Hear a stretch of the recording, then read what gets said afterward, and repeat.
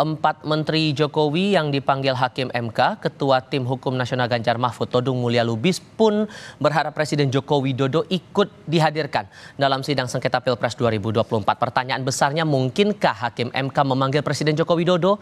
Dan bagaimana untuk esok hari keterangan empat menteri dapat membuat terang polemik bantuan sosial saat pemilihan Presiden?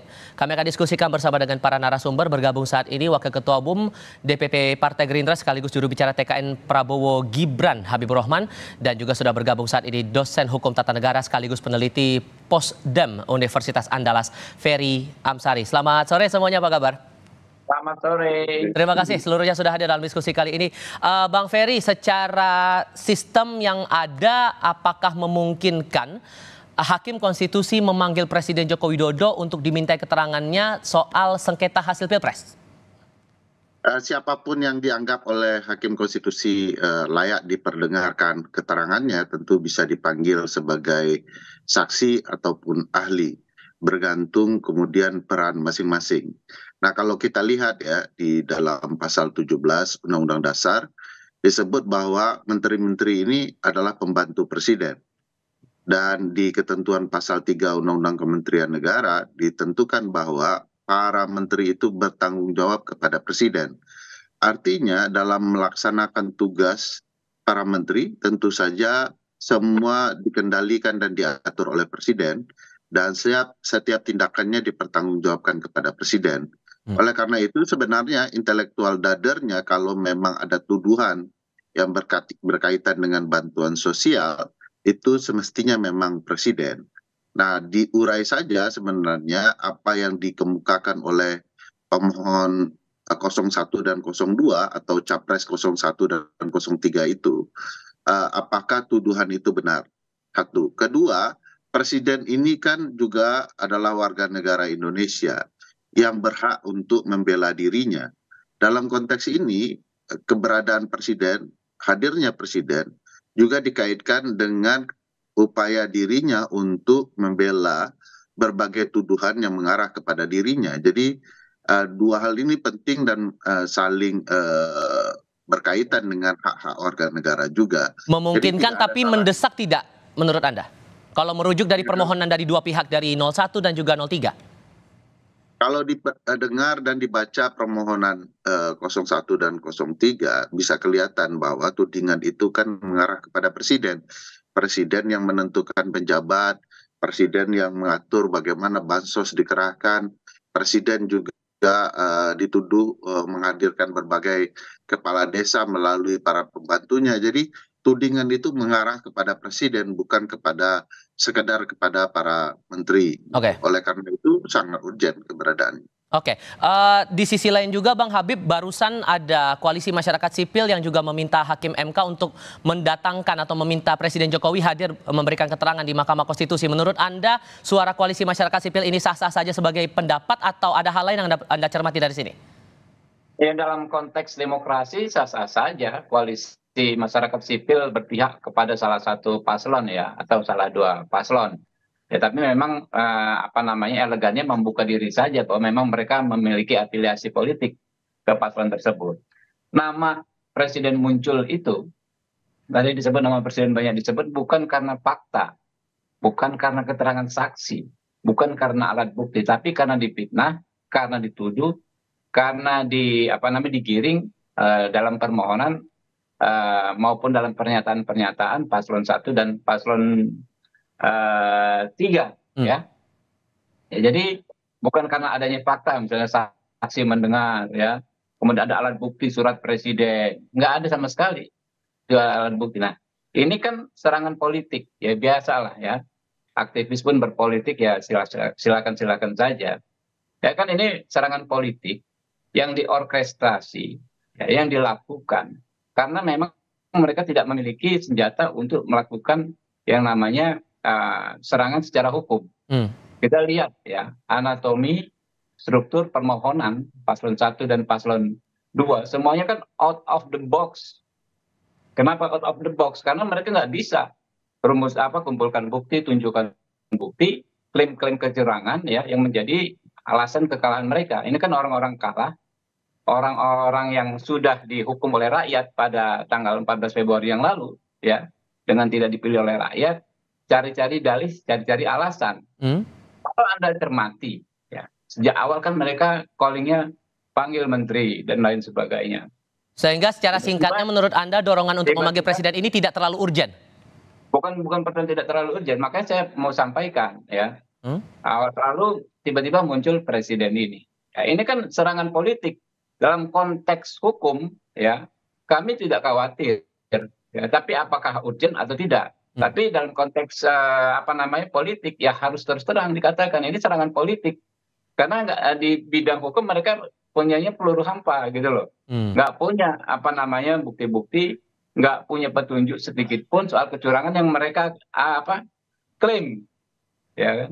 Yang selama ini mereka keluhkan tidak ada. Jadi makanya kalau ketika ini debat di Pilpres kali ini bukan debat soal bukti, bukan debat soal saksi. Ini ingat waktu 2014 itu kan ada kami hadirkan yang namanya Novela yang dari Papua itu kan seru, ya kan. Lalu 2019 kami hadirkan ahli yang bisa yang mendalilkan soal DPT ganda, DPT bermasalah, nilainya jutaan, ya, bahkan ada belasan juta. Kalau yang sekarang ini kan lebih dalil ke dalil saja, ya kan, dari omon-omon ke omon-omon saja, gitu loh. Tapi ya nggak ada masalah. Kalau majelis hakim ingin menghadirkan ya silahkan. Saya sepakat dengan Pak Ferry. Presiden banyak difitnah, banyak dituduh, ya. Maka presiden punya kepentingan juga membersihkan namanya. Kan ini kan panggung yang dilihat oleh rakyat. Saat ini kan ratusan juta orang memantau persidangan MK. Tiap hari digebukin, tiap hari difitnah. Ya wajar juga Pak Presiden, ya, diberikan kesempatan. Kalau memang ada niatan seperti itu, menurut saya ya bagus-bagus saja gitu loh. Tapi dalam konteks hukum tidak ada sedikit pun yang mengkhawatirkan kami. Ya. Kalau Anda tanya saya selaku paslon 2, ya tidak ada sedikit pun kekhawatiran. Semakin presiden hadir, semakin terang benderang masalah ini. Bahwa penggunaan bansos untuk kepentingan paslon 2 itu bohong. Bahwa penggunaan aparatur negara untuk kepentingan paslon 2 itu bohong. Bung Ferry, kalau Anda melihatnya ada dorongan seperti ini, dorongan memanggil presiden ini memang ada bukti yang mengarah ke dugaan-dugaan yang dilayangkan oleh pasangan 01 dan 03 atau justru sebatas asumsi, atau gimana Anda menganalisisnya? Jika keinginan menghadirkan presiden itu dituding sebagai fitnah, maka tentu saja presiden adalah bagian dari fitnah itu sendiri, karena presidenlah yang mengatakan dirinya mau cawe-cawe.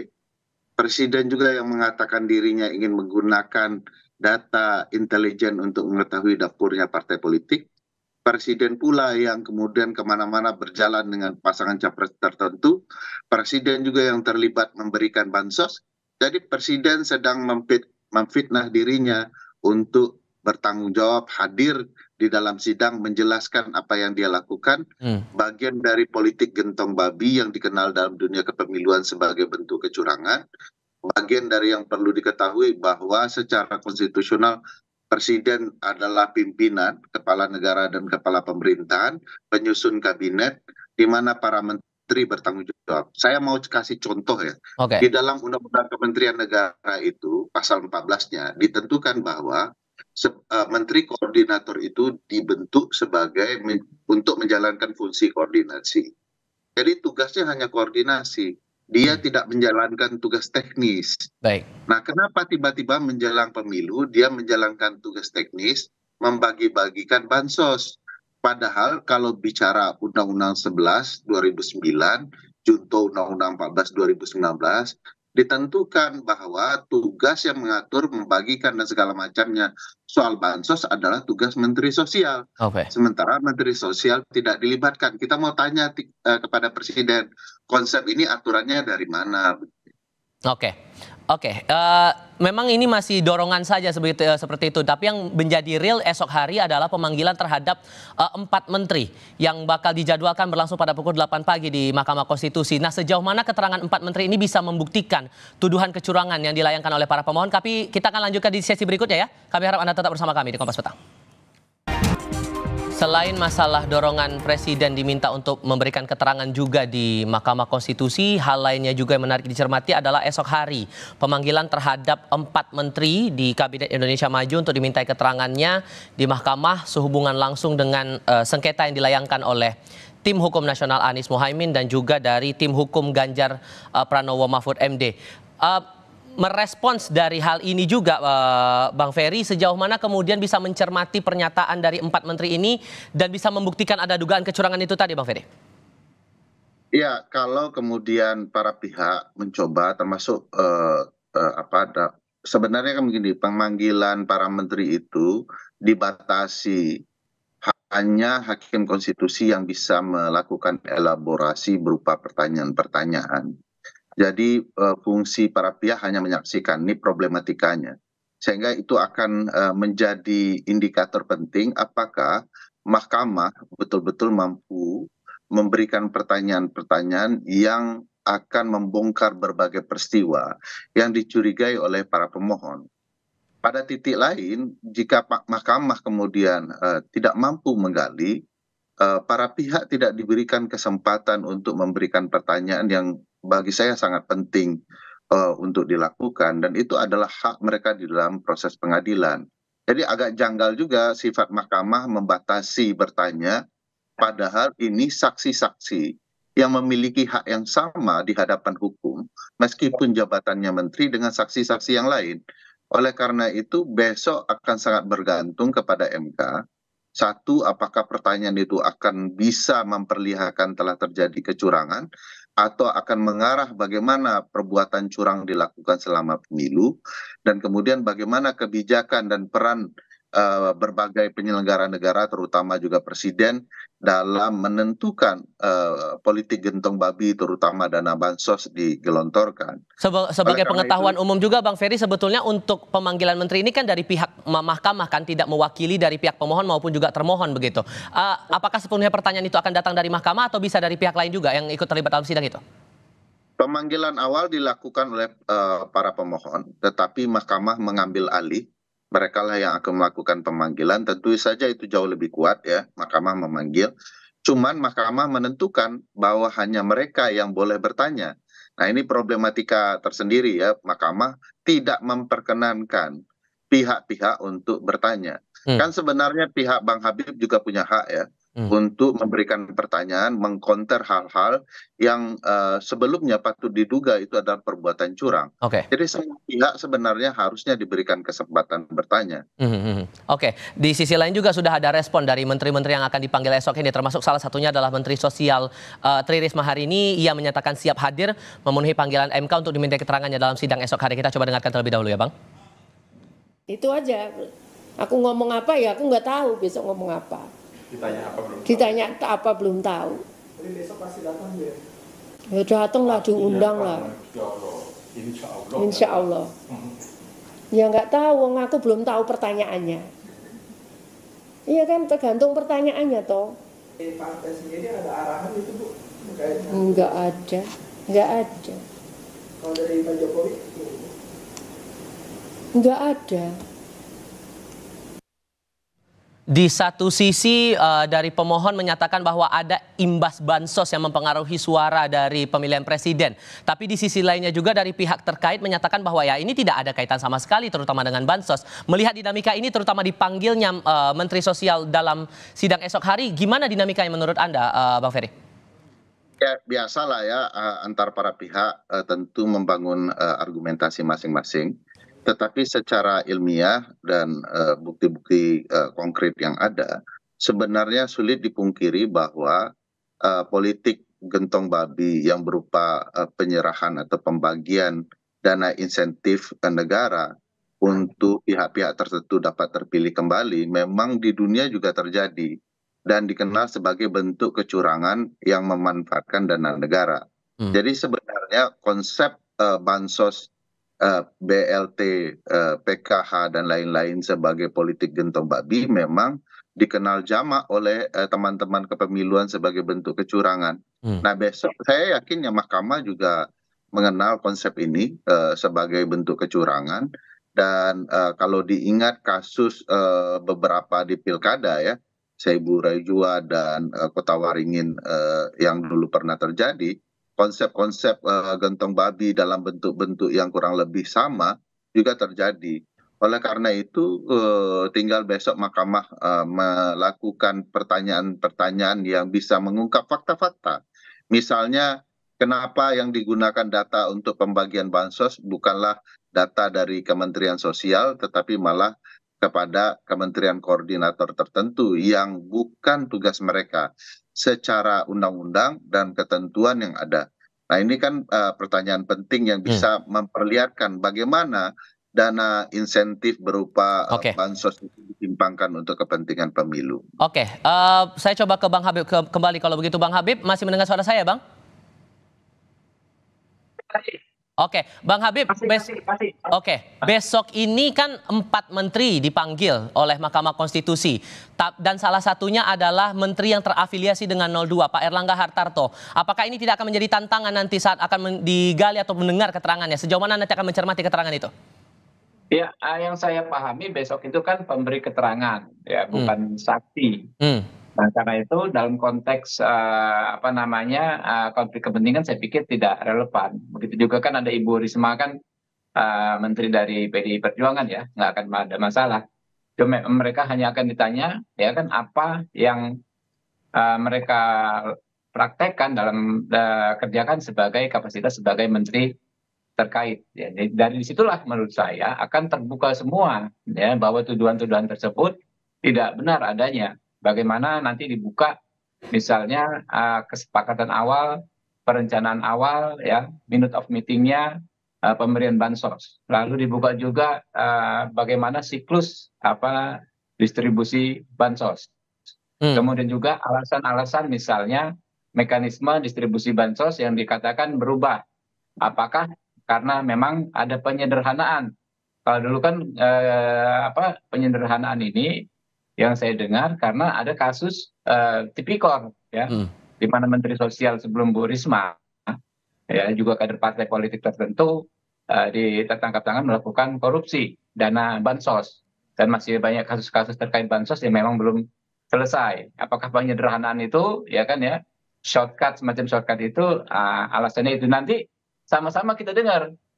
Sehingga kalau saya sih, ya, saya kan di DPR, saya tahu banget, ya, bagaimana soal bansos dan lain-lain ini gitu loh. Bagaimana disepakati di komisi berapa, partai-partai apa saja, kemudian ketika implementasi juga bahkan di level pileg, saya tahu persis, ya, ada kekuatan-kekuatan tertentu yang menikmati memang mengklaim bansos ini, bahkan secara administrasi. Beda dengan pilpres, ya, di mana persaingannya adalah persaingan ideologis. Ketika pileg ada oknum-oknum yang mengadministrasi distribusi bantuan, bukan hanya bansos sebetulnya. Sehingga Anda meyakini bersama dengan teman-teman tim pembela Prabowo Gibran, keterangan 4 menteri ini tidak akan sepenuhnya menjawab permohonan dari para pemohon soal adanya dugaan bansos terkait dengan hasil pilpres itu? Justru kalau itu kan sudah terbantah hari ini terang benderang, ya. Hasil berbagai macam analisa ilmiah, teman-teman ada Litbang Kompas, saya kan pasti dibuka oleh Pak Kodari, Pak Hasan Nasbi, tidak ada kaitannya. Karena bansos misalnya di luar negeri kami menang juga gitu loh. Cukup telak gitu loh, padahal nggak ada bansos, ya. Banyak asumsi yang hal-hal yang berbau asumsi kan gampang mematahkannya juga dengan asumsi argumentasi yang lebih kuat. Itu gampang, tapi kalau mau faktual, mau sesuatu yang reasonable secara faktual memadai, memang keterangan para menteri ini besok justru akan, ya, memperkuat bahwa tuduhan-tuduhan tidak benar, memperkuat dalil kami justru. Oke, Bung Ferry, singkat saja untuk sebagai penutup diskusi kali ini, apa yang akan Anda harapkan nanti dari pemanggilan 4 menteri ini? Ya, tentu saja pemanggilan ini membuat terang, ya, berbagai hal sehingga tidak timbul sakwa sangka, sehingga yang tampil di dalam persidangan adalah fakta-fakta yang konkret yang memperlihatkan kebenaran sesungguhnya. Dan mudah-mudahan kita diselamatkan oleh Mahkamah Konstitusi, demokrasi kepemiluan kita, dan kehadiran mereka betul-betul juga akan menyuarakan betapa bermasalahannya pemilu 2020. Besok pukul 8 pagi di ruang sidang pledo Mahkamah Konstitusi. Terima kasih Bang Ferry dan Bang Habibur Rahman juga terima kasih sudah berdiskusi bersama kami. Selamat sore semuanya.